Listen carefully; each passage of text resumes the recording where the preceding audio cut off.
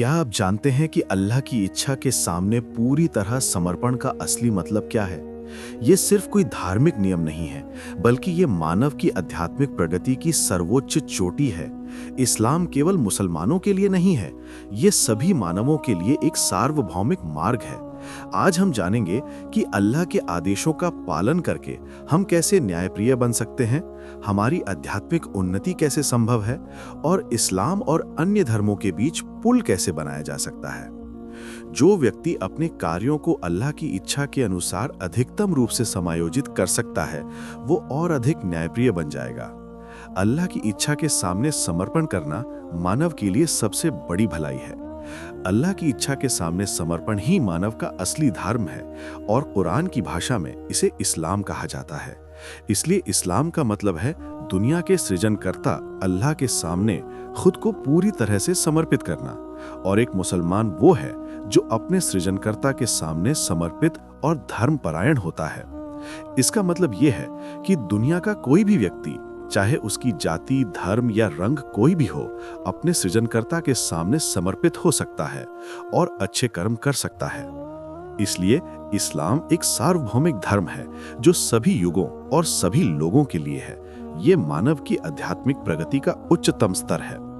अब सवाल उठ सकता है कि यदि इस्लाम अल्लाह की इच्छा के सामने पूरी तरह समर्पण करने का नाम है, तो कैसे पैगंबर मोहम्मद सल्लल्लाहु अलैहि वसल्लम के सभी अनुयायी को मुसलमान कहा जाता है?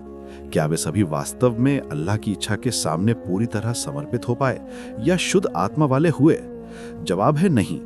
लेकिन हर ईमानदार के दिल की गहरी इच्छा होती है कि वो अल्लाह का प्रिय बन जाए और उसकी नजदीकी प्राप्त करे। इसलिए हर विश्वास वाला अल्लाह की इच्छा के सामने समर्पण के लिए प्रयास करता है, क्योंकि अल्लाह भी चाहते हैं कि हर बंदा पूरी तरह समर्पित हो। अल्लाह सूरे आल इमरान आयत 2 में कहते हैं, हे ईमान वालों, अल्लाह से उसी तरह डरें जैसे डरना चाहिए, उसके आदेशों का पालन करें और बिना समर्पित मुसलमान बने मृत्यु का सामना ना करें। इस आयत का अर्थ यह है कि आध्यात्मिक उन्नति की सर्वोच्च चोटी तक पहुंचने के लिए इंसान को 2 काम करने होंगे: अल्लाह के आदेशों का सही पालन करना और अपनी इच्छा को उसकी इच्छा के अनुरूप मिलाकर अच्छे कर्म करने का निर्णय लेना और उन अच्छे कर्मों को करना। ये दोनों कार्य मृत्यु से पहले पूरे होने चाहिए। कुरान से पता चलता है कि अल्लाह के सामने स्वीकार्य धर्म केवल उसकी इच्छा के सामने समर्पण है। जो कोई अन्य मार्गों का अनुसरण करता है और अल्लाह की इच्छा के सामने समर्पित नहीं होता, उसे स्वीकार नहीं किया जाएगा और वो आखिरत में हानि में रहेगा। जो व्यक्ति अल्लाह के सामने समर्पित होता है और अच्छे कर्म करता है, उसे अपने पालनहार की ओर से पुरस्कार मिलेगा, ना उसे भय होगा और ना ही दुख। कुरान में बताया गया है कि सभी पैगंबरों ने एक ही धर्म की शिक्षा दी। जब अल्लाह ने पैगंबर इब्राहिम अलैहिस्सलाम से कहा कि तुम समर्पित हो जाओ, तो उन्होंने कहा, मैंने अपने पालनहार अल्लाह के सामने समर्पण कर लिया। इब्राहिम अलैहिस्सलाम और इस्माइल अलैहिस्सलाम ने अल्लाह से प्रार्थना की कि उन्हें और उनके वंशजों को समर्पित बना दें।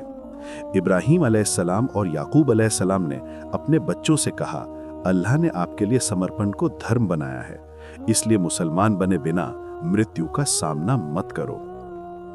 मृत्यु से पहले याकूब अलैहिस्सलाम ने अपने बच्चों से पूछा कि उनकी मृत्यु के बाद वे किसकी उपासना करेंगे। उन्होंने उत्तर दिया कि वे उसी अल्लाह की उपासना करेंगे जिसका उनके पिता इब्राहिम अलैहिस्सलाम, इस्माइल अलैहिस्सलाम और इसहाक अलैहिस्सलाम ने किया।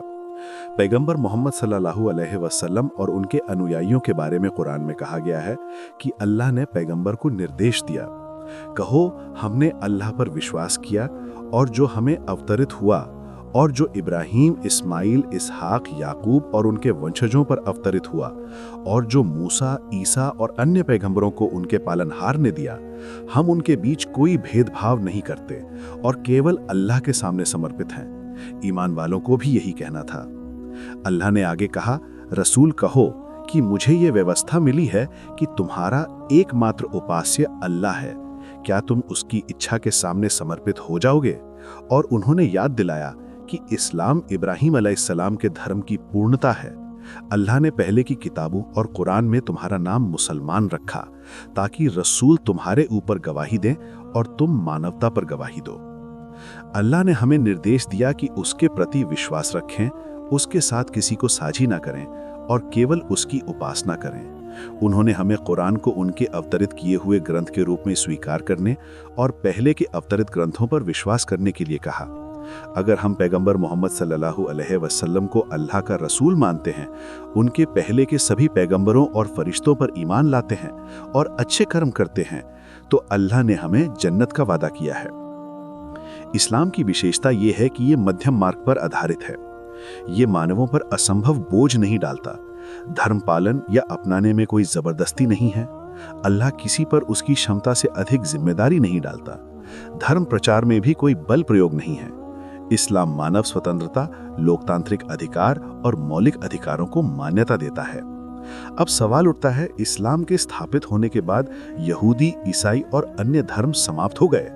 तो कुरान के विश्लेषण से पता चलता है कि अल्लाह ने कोई धर्म समाप्त नहीं किया, केवल उन प्रथाओं को सुधारने का आदेश दिया जो एक ईश्वर में विश्वास और उसकी उपासना के अनुरूप नहीं थी।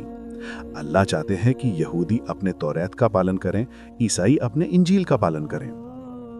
अल्लाह कहते हैं कि कोई भी, चाहे मुसलमान हो, यहूदी हो, ईसाई हो या सबीन, यदि वो अल्लाह और कयामत के दिन में विश्वास रखता है और अच्छे कर्म करता है, तो उसके लिए उसके पालनहार के पास पुरस्कार है। उसके लिए कोई भय नहीं और ना ही कोई दुख। अल्लाह ने किसी धर्म को समाप्त नहीं किया। विभिन्न धर्मों में जो अंतर हैं, उनका निर्णय कयामत के दिन किया जाएगा। कुरान बताता है कि प्रत्येक कम्युनिटी के लिए अलग अलग रसूल, अलग अलग किताब और अलग अलग उपासना प्रणाली है। प्रत्येक कम्युनिटी के लिए बलि और पूजा के नियम हैं। अल्लाह जो चाहे उसे रद्द करते हैं, जो चाहे उसे बनाए रखते हैं। प्रत्येक कम्युनिटी के लिए रास्ता निर्धारित किया गया है और उन्हें अपने रीति रिवाज का पालन करने को कहा गया है। कुरान ये भी बताता है कि अल्लाह चाहें तो सभी इंसानों को एक जाति बना सकते थे, लेकिन उन्होंने ऐसा नहीं किया। मानवों में भिन्नता बनाई गई, भाषा, संस्कृति, धर्म, विचारों में, ताकि वे स्वतंत्र रूप से सोचें, सच्चाई और न्याय के मार्ग पर चलें और पृथ्वी पर शांति स्थापित कर सकें। अल्लाह ने विभिन्न धर्मों के अनुयायियों के बीच मतभेदों के समाधान का संकेत भी दिया है। कयामत के दिन वो यहूदियों, ईसाइयों, मुसलमानों, सबीन, मजूसी और पूजकों के बीच विवादों को सुलझाएंगे। धर्म के 3 मूल तत्व हैं: एक, अल्लाह की उपासना करना, उसके साथ किसी को साझी ना करना और अल्लाह के अलावा किसी को पालनहार ना मानना। यदि ये 3 तत्व ठीक हैं, तो धार्मिक प्रथाओं पर विवाद की आवश्यकता नहीं है। इसलिए विभिन्न धर्मों में समझौता संभव है। इस्लाम एक सार्वभौमिक धर्म है, जिसका अंतिम अध्याय मानव की इच्छा को महान अल्लाह की इच्छा के सामने समर्पित करना है। यही आध्यात्मिक उन्नति की सर्वोच्च चोटी है। कोई भी व्यक्ति किसी भी धर्म की सीमाओं में रहकर इस उन्नति को प्राप्त कर सकता है।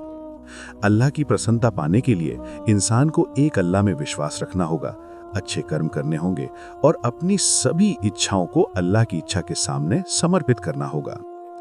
इस्लाम के रूप में इसका परिचायक पैगंबर मोहम्मद सल्लल्लाहु अलैहि वसल्लम है और कुरान मार्गदर्शक है।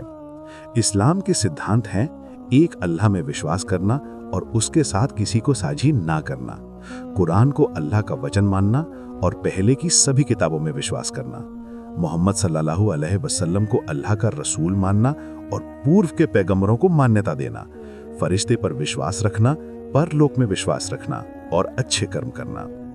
इन सिद्धांतों के आधार पर अल्लाह ने पैगंबर मोहम्मद सल्लल्लाहु अलैहि वसल्लम को निर्देश दिया: यहूदियों, ईसाइयों और मुसलमानों के बीच समानताएं पहचानें, एक अल्लाह की उपासना, किसी को साझी ना करना और अल्लाह के अलावा किसी को पालनहार ना मानना। इन्हें लेकर समझौता करें। यदि वे सहमत नहीं होते तो कम से कम ये कहें कि हम सभी अल्लाह की इच्छा के सामने समर्पित हैं। बाकी विषयों में भिन्नता हो सकती है, क्योंकि जिन विषयों में मतभेद हैं, अल्लाह कयामत के दिन उनका निर्णय करेंगे। इस प्रकार इस्लाम सिर्फ एक धर्म नहीं है, ये मानव इच्छा का समर्पण, न्यायप्रिय बनने की शिक्षा और आध्यात्मिक उत्कृष्टता का मार्ग है। अल्लाह ने हर धर्म का मूल संदेश दिया ताकि हम न्याय, शांति और अच्छे कर्मों के माध्यम से एकजुट हो सकें।